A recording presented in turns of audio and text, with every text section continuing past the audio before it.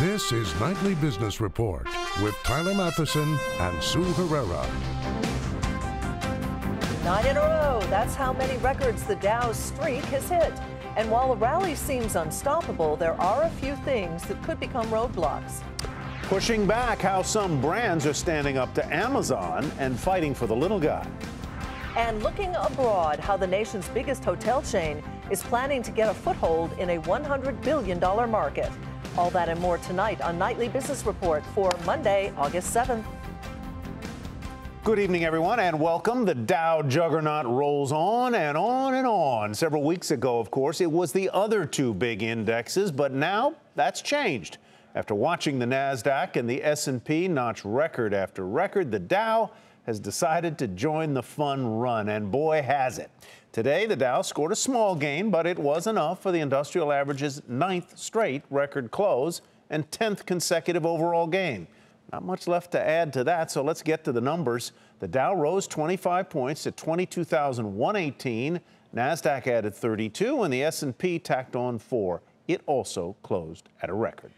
And while we sit at record levels, there's always concerns that the market is too pricey. But noted investor Leon Cooperman says he doesn't think so, and that Wall Street pros haven't gotten too far ahead of themselves.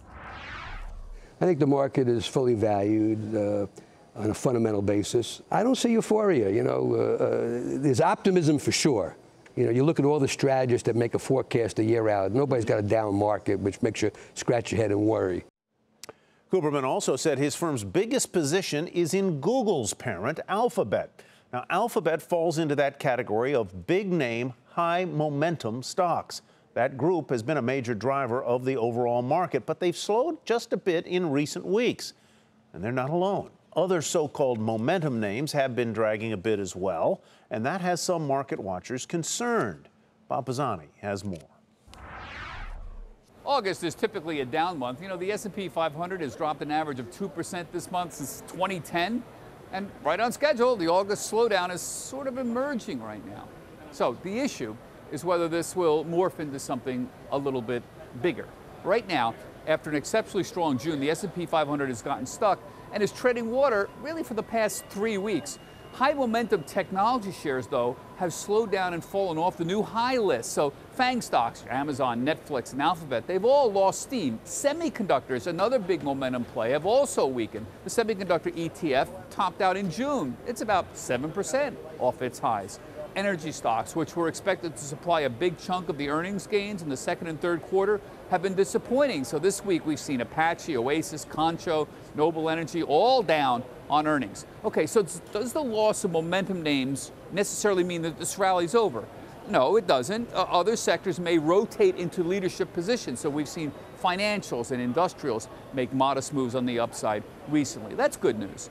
But so much money is in these momentum names that investors got to be very careful. When you're dealing with momentum stocks, a gradual shift in momentum can suddenly lead to a bout of very heavy selling. Bulls were looking for a further breakout after second quarter earnings rose 12%. That's great. But the overall reaction of the market's been, nah. So the bulls are arguing that the S&P saw its run up going into the earnings season, and now just because we're moving sideways, that's typical, that's healthy. We'll see if that sustains itself. For Nightly Business Report, I'm Bob Pisani at the New York Stock Exchange. And another one of those momentum names is Amazon. And now some retail brands are striking back at Amazon's tight grip on retail sales. According to the Wall Street Journal, a growing number of companies like Luxottica and others are pushing back against Amazon and standing up for the small retailer. Ruth Simon wrote about it for the Wall Street Journal, and she joins us now. Ruth, welcome. Nice to have you here. Nice to be here with you. Why are they doing this? Is it to protect the brand itself or other reasons? There are a couple different reasons. One is you don't want to be too dependent on just one customer, and that's always the case. And then some brands worry that everything on Amazon is about price and that the price cutting will diminish the value of their brands. And finally, a lot of these brands, they really depend on the local store to introduce customers to new products or for service. You're going on a hiking trip. What jacket do you want? What running shoe is best for the kind of mileage you do? Or what if your bicycle breaks? Ruth, it's good to see you. We're old friends from magazine days. Hope you're well. We sure are. Yeah. So what are companies doing? What are the big brands like Ray-Ban or shoemakers doing to help the little guy and fight back? We identified a number of strategies. One of them is to set minimum advertised prices. Now, the brands can't set the sales price, but they can say you can't advertise below a certain level. Now, in the case of Luxottica, which is the folks behind Ray-Ban, what they did is they set a minimum advertised price, and their average discount on Amazon went from about 37% to just 3%. And that's important for their local retailers who just can't match the discounting on Amazon. You know, does it indicate that Amazon's influence is changing? I hesitate to use the word lessening because it seems like they're going into everything, but this is the first time I've really seen or heard of major brands pushing back against a retail giant the size of Amazon.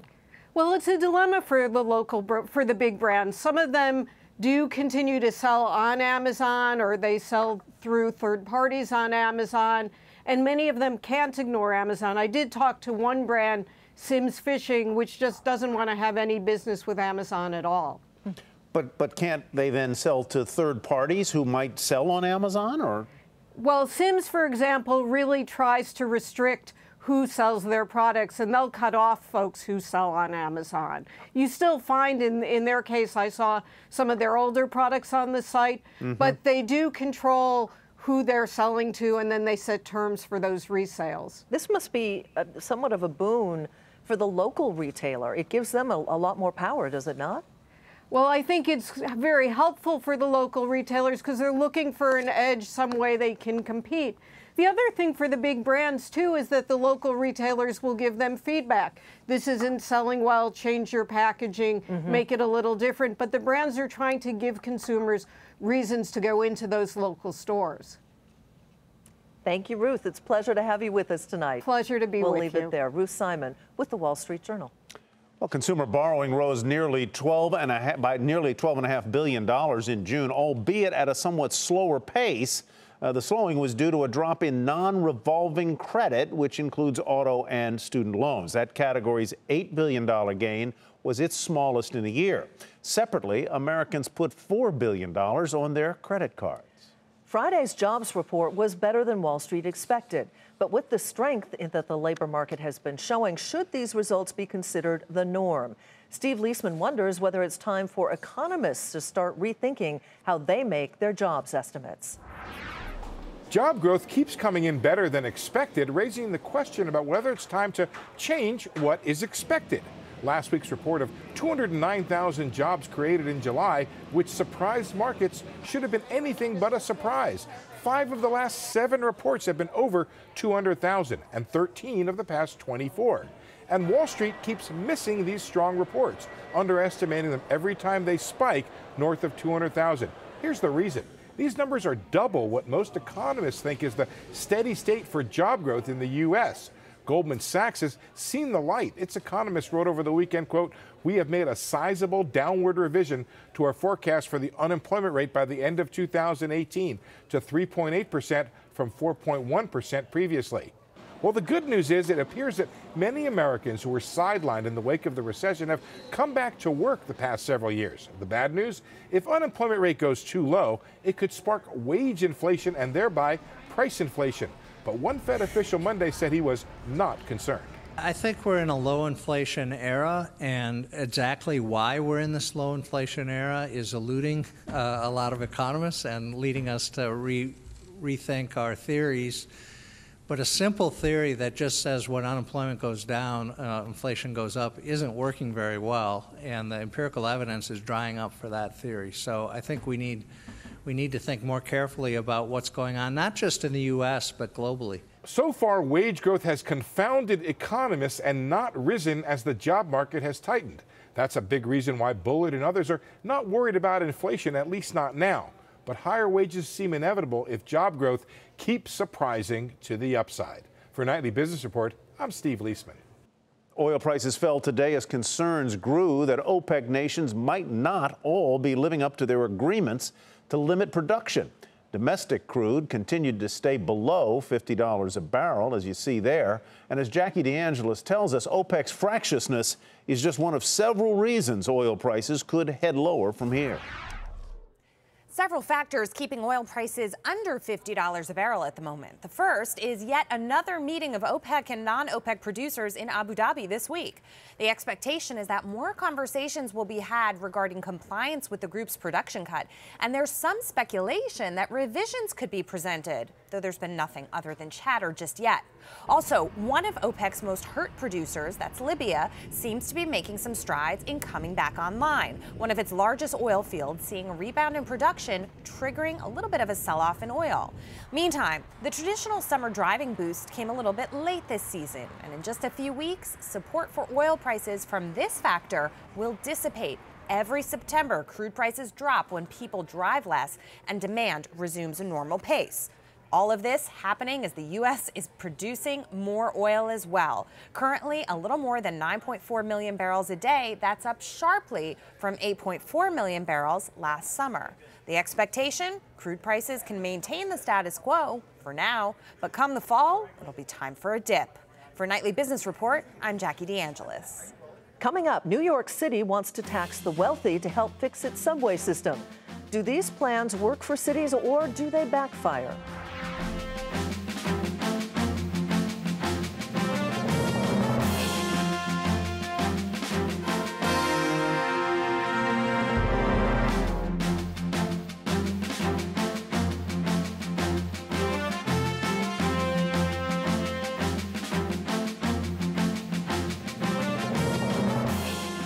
Over the weekend, the United Nations Security Council imposed new sanctions on North Korea over that country's continued missile tests. The sanctions target North Korea's banks and primary exports, among other things. And today, the rogue nation threatened retaliation, threatening to make the U.S., quote, pay the price. John Harwood joins us now. John, last week you told us about the growing economic implications of this crisis. Does this make those implications even a little more close to home? Well, certainly the threats from North Korea this afternoon at least raised the prospect of some sort of military confrontation, although I don't think North Korea would hit the United States unilaterally, and I think the United States would like to deter the idea of any military confrontation at all costs if they can avoid it. Now, on the other hand, one risk was probably diminished by the sanctions issued by the United Nations, and that is the risk that the United States was going to try to pressure China in ways with respect to trade that would cause China to retaliate. China went along with this resolution, so that was a step forward for the U.S. and China working in cooperatively on this problem. The challenge is nobody knows what will actually make North Korea stop its nuclear program. Nothing's worked for a lot of years. But I was impressed, though, John, that China did go along with the vote. It seems to me that's a significant advance in U.S.-China relations as it pertains to North Korea specifically. Obviously, there are still other issues, but we've been trying to get China to help us on that front, and usually they don't vote along with us, and they did.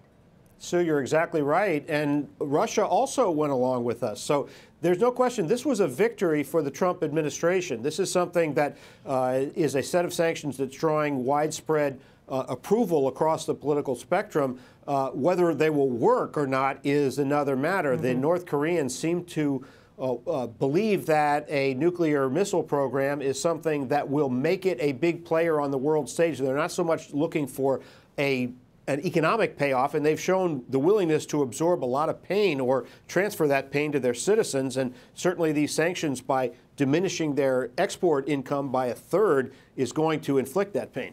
All right, John, thank you very much. John Harwood in Washington tonight. Aerospace and defense contractor United Technologies is reportedly interested in buying its rival, Rockwell Collins. The price tag is estimated to be north of $20 billion. That sent shares of Rockwell Collins rocketing higher by about 7%. But as Phil LeBeau tells us, getting a deal done may be tough in this environment.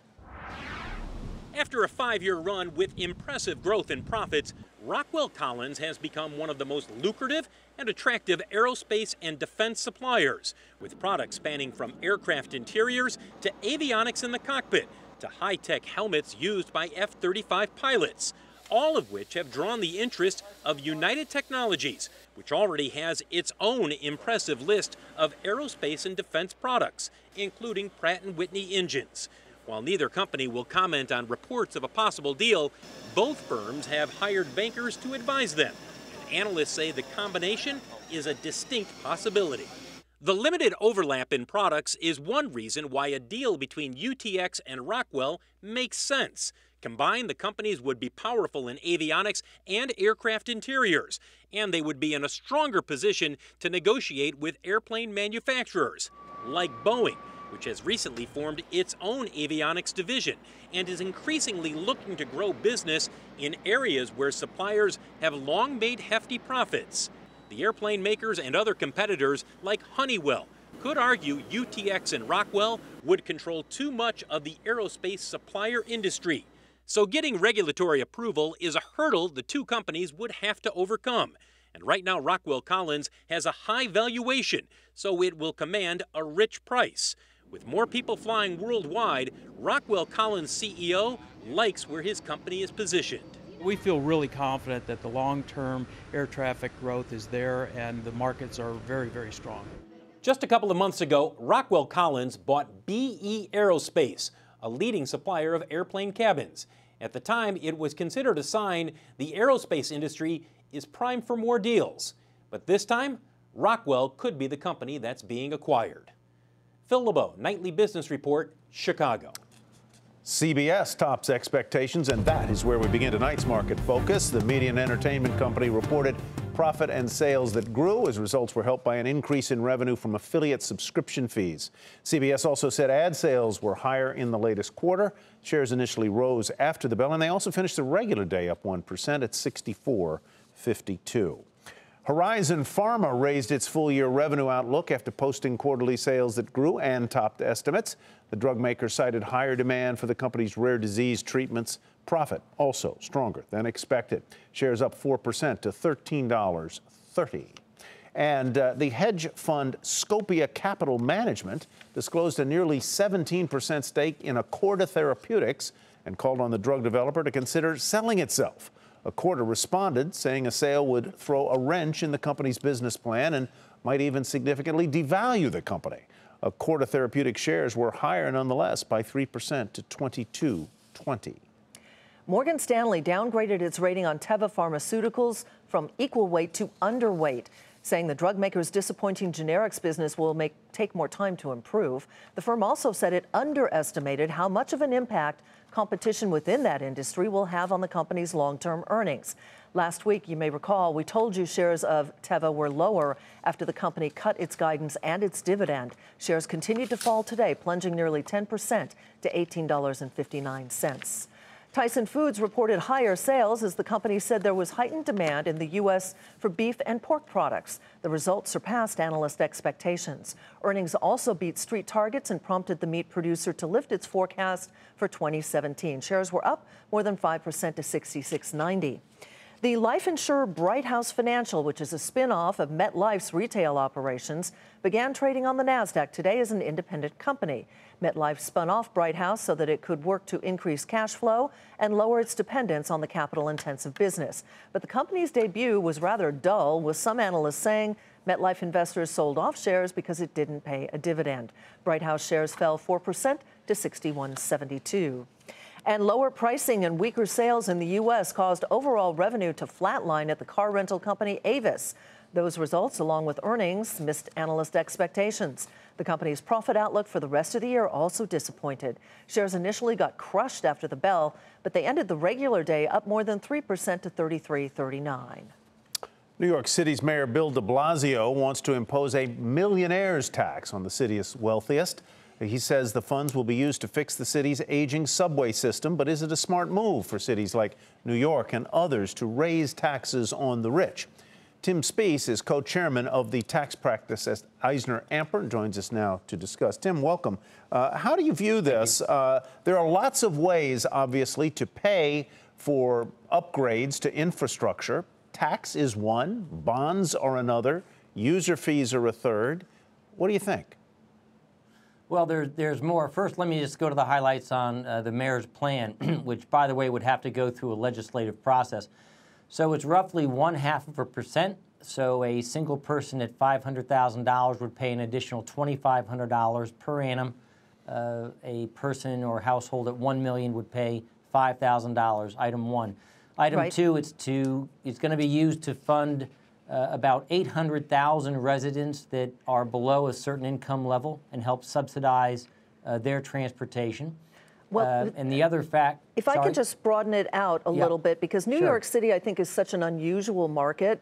And we've seen in other areas, like Seattle comes to mind, people simply moved out of the city in some cases to avoid the tax. And in other cases, the wealthy people live outside of Seattle anyway. So is it a city-specific sort of tax? In other words, it might work in some cities, might not work in others? That's an excellent comment. I would think, based upon our clients and tax legislation as we know it in revenue, take the California example for an instance.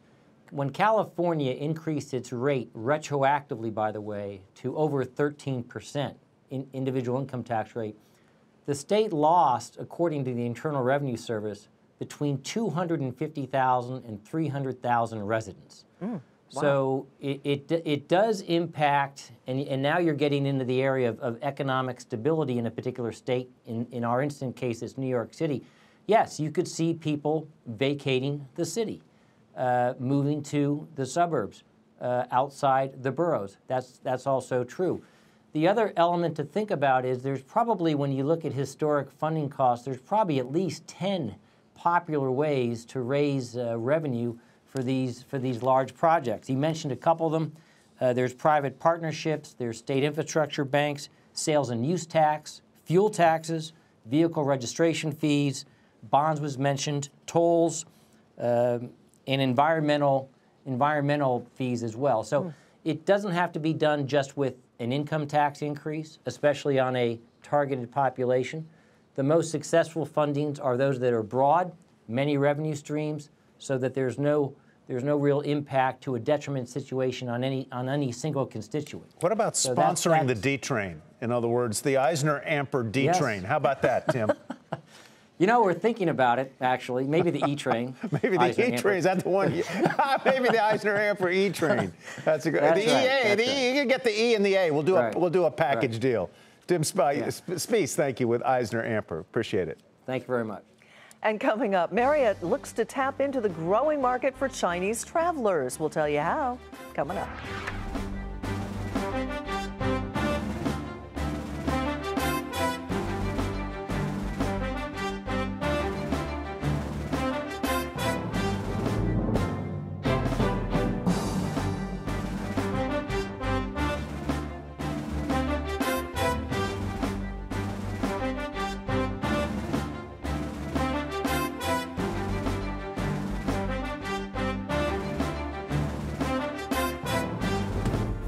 Here's a look at what to watch tomorrow. The Dow component Disney reports its quarterlies. Wall Street focused mainly on how the company's ESPN division is performing. And it's a big week for retail earnings. Things get underway tomorrow with results from Michael Kors and Ralph Lauren.